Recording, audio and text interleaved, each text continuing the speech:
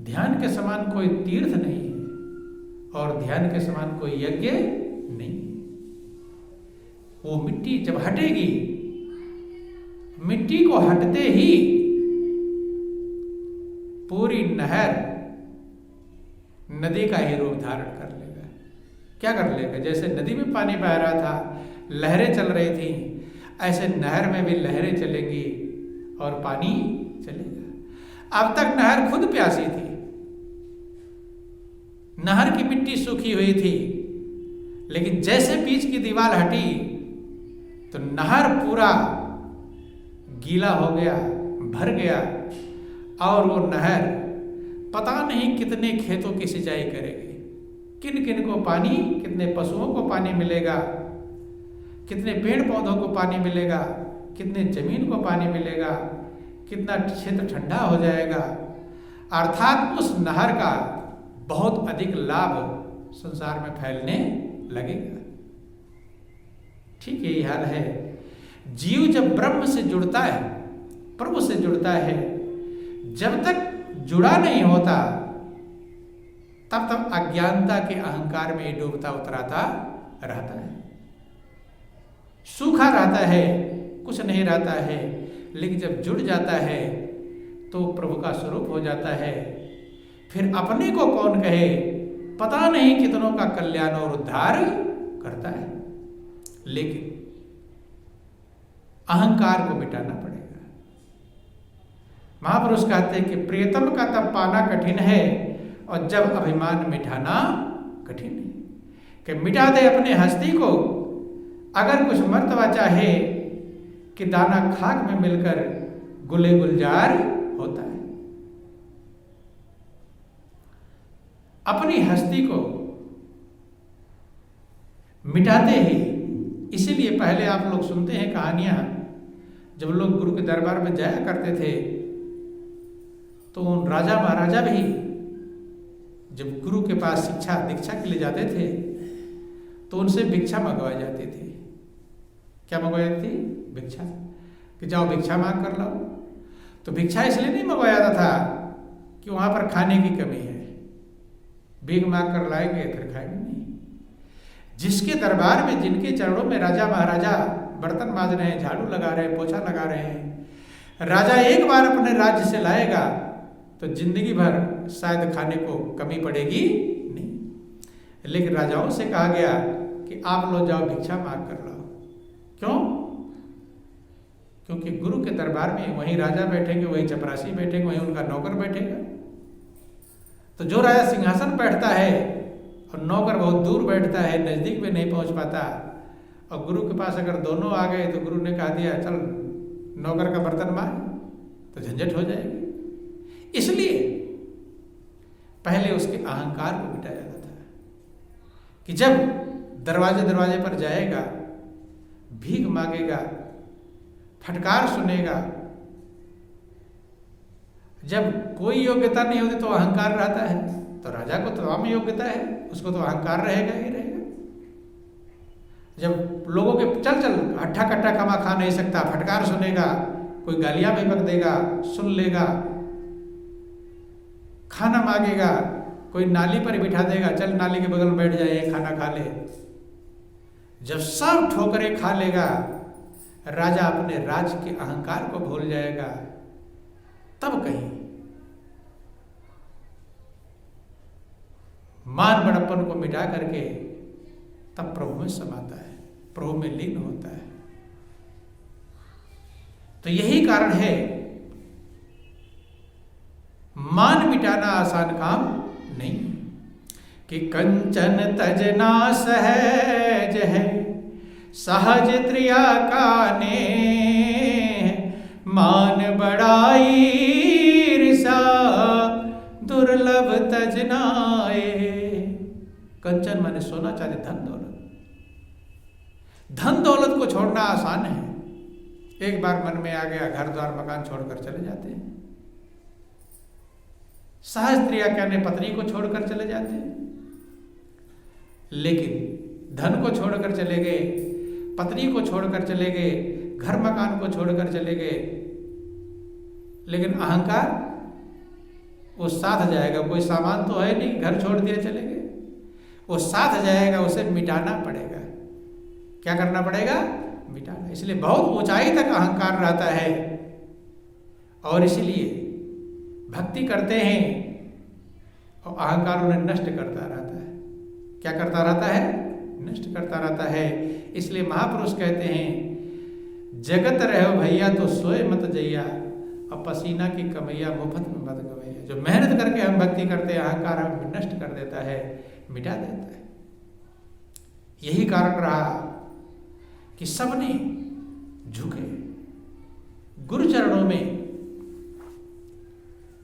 बोलो वृंदावन बिहारी लाल की जय, उमापति महादेव की जय, जगत जननी अम्बे मैया की जय।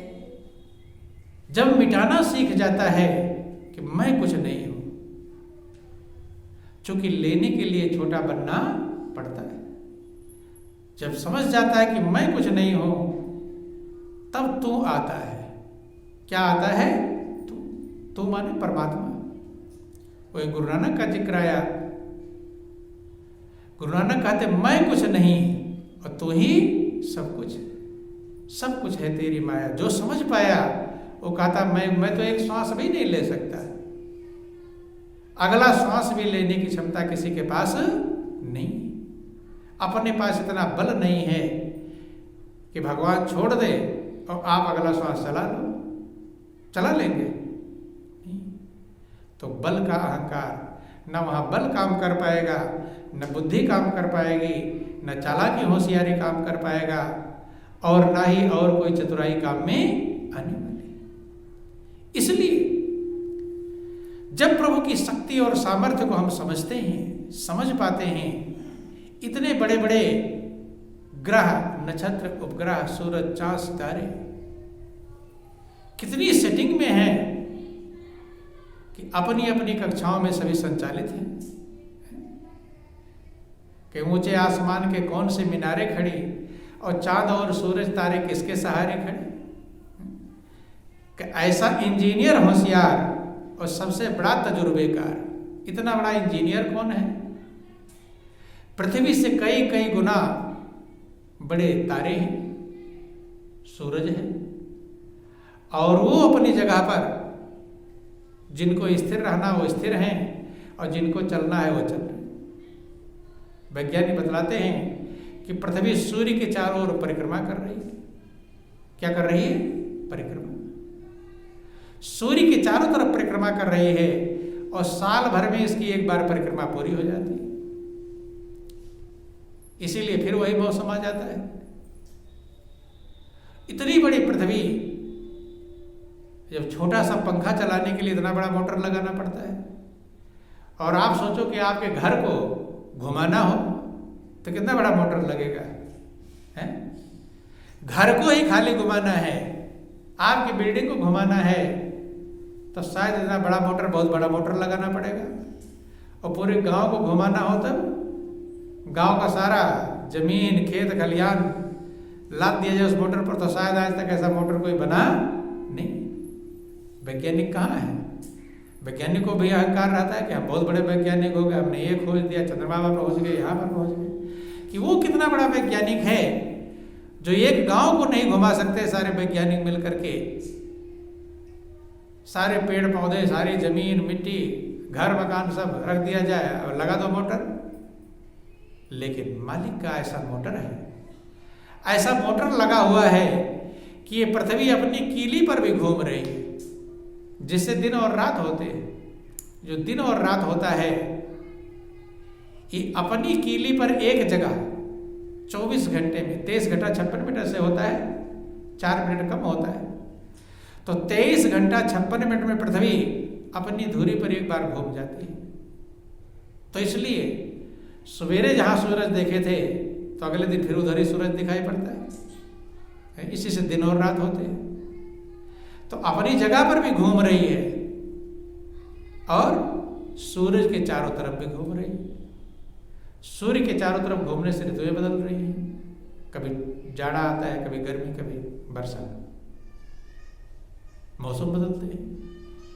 तो तो इतनी बड़ी पूरी पृथ्वी का लोड लेकर के कौन सा मोटर लगा हुआ है, और आज तक उसके छर्रे कटे नहीं, बैरिंग नहीं खराब हुई कि कोई आया बैरिंग बदलने की, भाई पृथ्वी बहुत दिनों से घूम रही है, अब इसकी बैरिंग कट गई है, अच्छा बदलो इसका है। गाड़ी तो 2-4-6 महीने चलाया, बैरिंग फैरिंग कट जाती है, फिर दोबारा बदलना पड़ता है, सर्विसिंग के लिए ले जाते हैं। सर्विसिंग के लिए ना ले जाओ तो गाड़ी खड़ी हो जाएगी, रुक जाएगी। लेकिन इतनी बड़ी पृथ्वी बनी हुई है, चंद्रमा है, चंद्रमा पृथ्वी के चारों ओर चक्कर लगा रहा है, वो पृथ्वी की परिक्रमा कर रहा है। ग्रह जो हैं वो सूर्य की परिक्रमा कर रहे हैं। इनकी बैरिंग आज तक पता नहीं कब से बना है, कितना समय बीत गया, लेकिन न तो इनका छर्रा खराब हुआ, न बैरिंग खराब हुई, न कुछ खराब हुआ, और चल रही है। तो महापुरुष कहते हैं जो सबसे बड़ा बलवानों का बलवान है, जो सबसे बड़ा बुद्धिमानों का बुद्धिमान है, उसके बल को देखो, उसकी बुद्धि को देखो, और उसी से आपको बल मिला हुआ है। किसको बल मिला है? उसी से आपको बुद्धि मिली हुई है। अगर वो अपनी बुद्धि हटा दे तो शायद पागल बनकर नाचने लगेंगे। एक देखो, खून का थक्का जम जाता है तो लकवा मार देता है, खून का संचालन सही नहीं होता, थक्का जम गया अंदर में, पैरालाइज हो गया, हाथ पैर काम करना बंद कर दिए, क्या हो जाते हैं?